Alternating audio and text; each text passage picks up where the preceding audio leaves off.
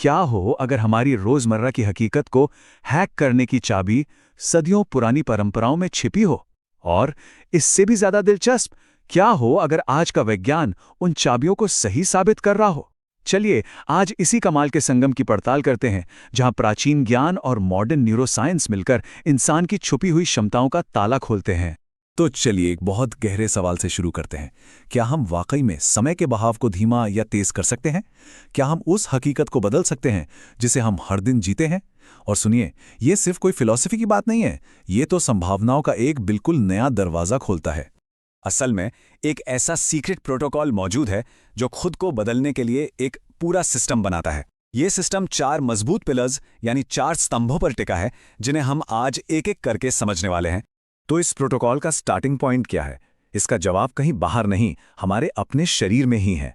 पहला पिलर है हमारे बायोलॉजिकल हार्डवेयर को ऑप्टिमाइज करना, मतलब खुद को कुदरत की लय के साथ, उसकी घड़ी के साथ सिंक करना।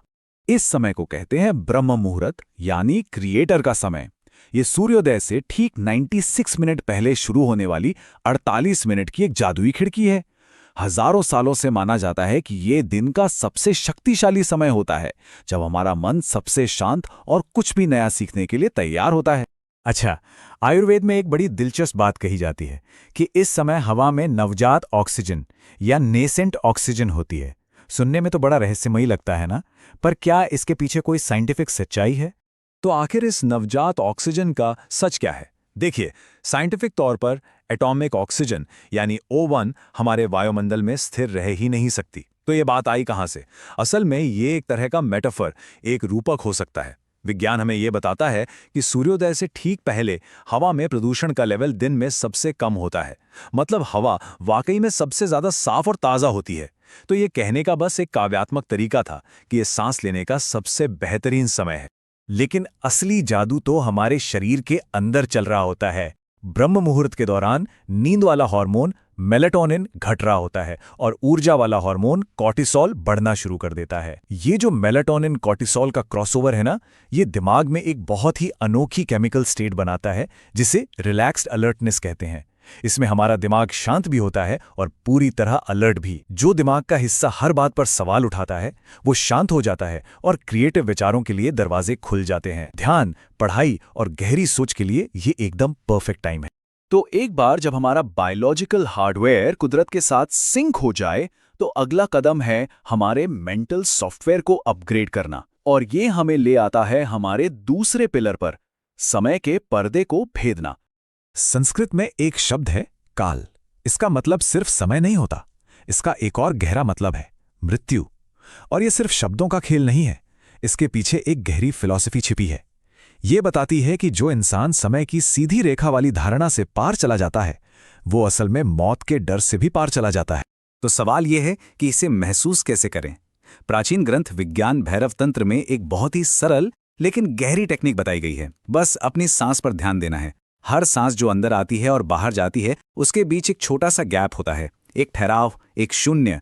बस उस शून्य पर ध्यान टिकाने से समय का लीनियर बहाव टूट सकता है और एक बिल्कुल अलग ही डायमेंशन का एहसास हो सकता है। और कमाल की बात यह है कि आज का साइंस भी इस प्राचीन तकनीक को मानता है। इस तरह की फोकस्ड ब्रीदिंग हमारी वेगस नर्व को एक्टिवेट करती है। ये नर्व हमारे शरीर के रेस्ट एंड डाइजेस्ट सिस्टम को चालू कर देती है, जिससे हमारा मन और शरीर दोनों एक गहरी शांति की अवस्था में चले जाते हैं।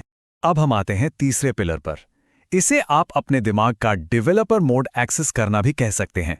हम सब ने निकोला टेस्ला के 369 वाले कोड के बारे में तो सुना ही है ना? पर उनका असली सीक्रेट नंबरों में नहीं, बल्कि उनकी दिमागी आदतों में था। उन्होंने अपनी क्रिएटिविटी को जगाने के लिए अपने ही दिमाग को हैक करने के तरीके खोज निकाले थे। इस दिमागी अवस्था को कहते हैं हिप्नागोगिया। ये जागने और सोने के बीच का वो जादुई पल है जब हमारा दिमाग शक्तिशाली थीटा ब्रेनवेव्स पैदा करता है। यही वो स्टेट है जहां से कमाल के आइडियाज, गहरी समझ और सुपर लर्निंग का जन्म होता है। टेस्ला ने इस अवस्था को पकड़ने के लिए एक बड़ा ही सरल लेकिन शानदार तरीका निकाला था। वो अपने हाथ में एक स्टील की गेंद पकड़कर कुर्सी पर बैठ जाते थे और जैसे ही उन्हें नींद की झपकी आती, गेंद हाथ से छूटकर नीचे गिर जाती। उस गेंद की आवाज उन्हें जगा देती थी, ठीक उसी पल में जब उनका दिमाग क्रिएटिव आइडिया से भरा होता था। तो हमने अपने शरीर को कुदरत से जोड़ा, समय की धारणा को पार किया और अपनी क्रिएटिविटी के खजाने को छुआ। लेकिन सबसे बड़ा सवाल यह है कि इन शक्तिशाली अवस्थाओं को अपनी रोजमर्रा की जिंदगी का हिस्सा कैसे बनाया जाए। और यहीं पर आता है हमारा आखिरी और शायद सबसे जरूरी पिलर, इन बदलावों को आदत में ढालने का विज्ञान। हम सब ने सुना है ना, कि कोई भी आदत बनाने में 21 दिन लगते हैं। ये बात आई थी डॉक्टर मैक्सवेल मॉल्ट से, जिन्होंने देखा कि उनके मरीजों को अपने नए रूप को अपनाने में कम से कम 21 दिन लगते थे। धीरे धीरे लोगों ने कम से कम शब्द भुला दिया और ये एक पॉपुलर मिथक बन गया। तो फिर वैज्ञानिक सच्चाई क्या है? यूनिवर्सिटी कॉलेज लंदन की एक बहुत ही ज़रूरी स्टडी बताती है कि किसी भी नए व्यवहार को ऑटोमेटिक आदत बनने में औसतन 66 दिन लगते हैं। जी हाँ, 21 नहीं, 66। और ये समय 18 से लेकर 254 दिनों तक भी जा सकता है। ये इस बात पर निर्भर करता है कि आदत कितनी मुश्किल है। असली बदलाव में सब्र लगता है। दिमाग के लेवल पर यह होता कैसे है, ये देखना बड़ा दिलचस्प है। आदत बनने के 3 स्टेज होते हैं। पहला है लिम्बिक फ्रिक्शन। ये शुरू के 21 दिनों का संघर्ष है, जब हमारा इमोशनल ब्रेन बदलाव का विरोध करता है। फिर आता है स्टेबलाइजेशन का दौर, जो 22 से 66 दिनों तक चलता है, जब नया काम धीरे धीरे ऑटोमेटिक होने लगता है।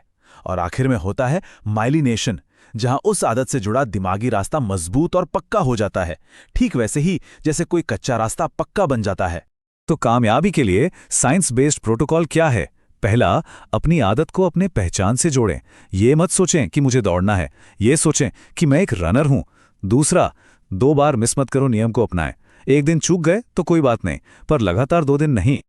तो चलिए अब इन चारों पिलर्स को एक साथ जोड़कर पूरी तस्वीर देखते हैं एक कंप्लीट टूल किट में। तो ये सब एक साथ काम कैसे करता है? ये टेबल इस पूरे प्रोटोकॉल का सार है। ब्रह्म मुहूर्त हमारे बायोलॉजिकल हार्डवेयर को सेट करता है। काल भेदन हमारे मेंटल सॉफ्टवेयर को समय की कैद से आज़ाद करता है। टेस्ला की टेक्निक हमें जीनियस स्टेट तक पहुंचने की चाबी देती है। और आदत बनाने का विज्ञान ये पक्का करता है कि ये बदलाव सिर्फ कुछ दिनों के लिए नहीं, बल्कि हमारी पहचान का हिस्सा बन जाएं। बायोलॉजिकल हार्डवेयर से लेकर मेंटल सॉफ्टवेयर तक, ये पूरा प्रोटोकॉल इस बात को ही बदल देता है कि एक इंसान के लिए क्या कुछ मुमकिन है।